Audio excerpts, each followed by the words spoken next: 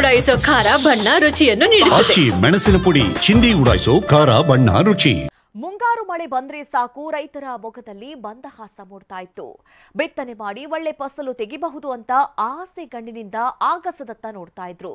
ಆದ್ರೀಗ ಮಹಾರಾಷ್ಟ್ರದಲ್ಲಿ ಸುರಿತಾ ಇರೋ ಧಾರಾಕಾರ ಮಳೆ ಉತ್ತರ ಕರ್ನಾಟಕದಲ್ಲಿ ಪ್ರವಾಹ ಸೃಷ್ಟಿಸಿದ್ರೆ ಮನೆಗಳ ಗೋಡೆಯೇ ಕುಸಿದು ಸೂರು ಇಲ್ಲದಂತಾಗಿದೆ.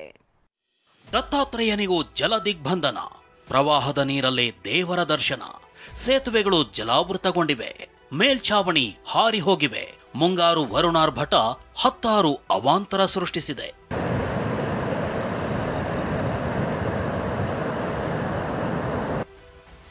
ಪಶ್ಚಿಮ ಘಟ್ಟಗಳಲ್ಲಿ ಮಳೆಯ ಬರ, ಉತ್ತರ ಕರ್ನಾಟಕದಲ್ಲಿ ಪ್ರವಾಹ. ತುಂಬಿದ ವೇದಗಂಗಾ, ದೂದ್ಗಂಗಾ, 7 ಸೇತುವೆಗಳು ಜಲಾವೃತ.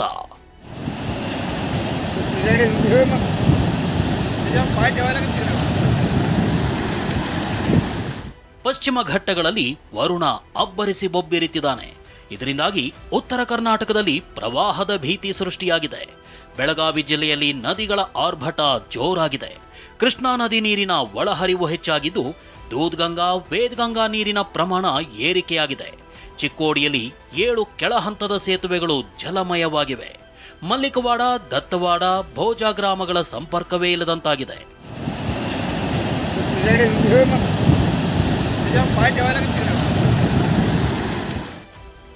ಉಕ್ಕಿದ ಪಂಚಗಂಗಾ ನದಿ, ದತ್ತಾತ್ರೇಯ ದೇಗುಲವೇ ಜಲಾವೃತ.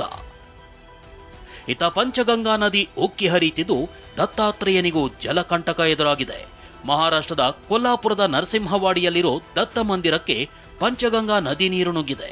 ಪ್ರವಾಹದಿಂದ ಪರದಾಡಿದ ಭಕ್ತರು ನೀರಲ್ಲೇ ನಿಂತು ದೇವರ ದರ್ಶನ ಪಡೆದರು. ಗಾಳಿ ಮಳೆಗೆ ಮನೆ ಮೇಲ್ಛಾವಣಿ ಮೇಲೆಯೇ ಕುಸಿದ ಗೋಡೆ. ಇನ್ನು ಚಿತ್ರದುರ್ಗದ ಚಳ್ಳಕೆರೆ ತಾಲೂಕಿನಲ್ಲೂ ಭಾರೀ ಗಾಳಿ ಮಳೆಯಾಗಿದೆ. ಕಸ್ತೂರಿ ತಿಮ್ಮನಹಳ್ಳಿಯಲ್ಲಿ ಮನೆಯ ಮೇಲ್ಛಾವಣಿ ಮೇಲೆಯೇ ಗೋಡೆ ಕುಸಿದಿದೆ. ಮನೆಯಲ್ಲಿದ್ದ ಗೀತಮ್ಮ ಅನ್ನೋರು ಅದೃಷ್ಟವಶಾತ್ ಪಾರಾಗಿದ್ದಾರೆ.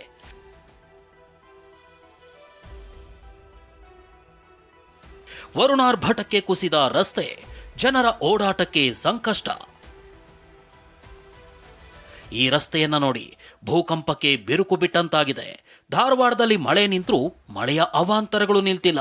ವಲಗೇರಿ ಗ್ರಾಮದ ಬಳಿಯ ರಸ್ತೆ 106 ಎಕರೆ ಜಮೀನಿಗೆ ಸಂಪರ್ಕ ಕಲ್ಪಿಸೋ ರಸ್ತೆಯೇ ಕುಸಿದು ಹೋಗಿದೆ. ಜಮೀನುಗಳಿಗೆ ಕೃಷಿ ಪರಿಕರ ಒಯ್ಯಲಾಗದೆ ರೈತರು ಪರದಾಡ್ತಿದ್ದಾರೆ. ಮಳೆ ಸುರಿದ ಬಳಿಕ ಆಗಿರುವಂತಹ ಅವಾಂತರಗಳು ಈಗ ಒಂದೊಂದಾಗಿ ಹೊರಗೆ ಬರ್ತಾ ಇವೆ. ನಾವೀಗ ನಿಂತಿರೋ ಧಾರವಾಡ ತಾಲೂಕಿನ ಕವಲ್ಗೇರಿ ಗ್ರಾಮದಿಂದ ಸವದತ್ತಿ ಕಡೆಗೆ ಹೋಗುವಂತಹ ಒಂದು ರಸ್ತೆಯ ಮೇಲೆ ರಸ್ತೆ ಯಾವ ರೀತಿ ಕೊಚ್ಚಿಕೊಂಡು ಹೋಗಿದೆ ಅನ್ನೋದನ್ನ ನೀವು ನೋಡ್ಬೋದು. ಇಲ್ಲಿ ಇದೀಗ ವಾಹನ ಇರಲಿ ಚಕ್ಕಡಿ ಕೂಡ ಹೋಗದಷ್ಟು ಈ ಒಂದು ರಸ್ತೆ ಕೊಚ್ಚಿಕೊಂಡು ಹೋಗಿದೆ. ದಾವಣಗೆರೆ ಜಿಲ್ಲೆ ಚನ್ನಗಿರಿ ತಾಲೂಕಿನ ಜನರು ಮಳೆಯಿಂದ ತತ್ತರಿಸಿ ಹೋಗಿದ್ದಾರೆ. ಕಟಾವು ಮಾಡಿದ ಅಡಿಕೆಯನ್ನು ಒಣಗಿಸಲು ಹರಸಾಹಸ ಪಡ್ತಿದ್ದಾರೆ. ಅಡುಗೆ ಗ್ಯಾಸ್ ಬಳಸಿ ಅಡಿಕೆ ಒಣಗಿಸ್ತಿದ್ದಾರೆ. ಕೊಡಗು ಜಿಲ್ಲೆಯಲ್ಲಿಂದು ಗುಡುಗು ಸಿಡಿಲು ಸಹಿತ ಭಾರೀ ಮಳೆಯಾಗುವ ಸಾಧ್ಯತೆ ಇದೆ. ಹೀಗಾಗಿ ಜಿಲ್ಲೆಯಾದ್ಯಂತ ಇಂದು ಹವಾಮಾನ ಇಲಾಖೆ ಆರೆಂಜ್ ಅಲರ್ಟ್ ಘೋಷಿಸಿದೆ. ನದಿ ತೀರ, ತಗ್ಗು ಪ್ರದೇಶ, ಬೆಟ್ಟಗುಡ್ಡಗಳ ನಿವಾಸಿಗಳು ಎಚ್ಚರಿಕೆಯಿಂದ ಇರುವಂತೆ ಸೂಚಿಸಲಾಗಿದೆ.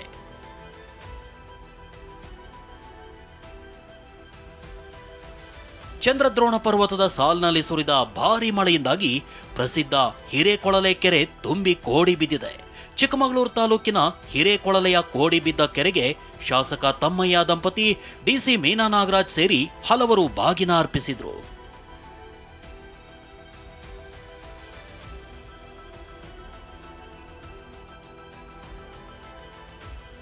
Bureau report, ಟಿವಿ9.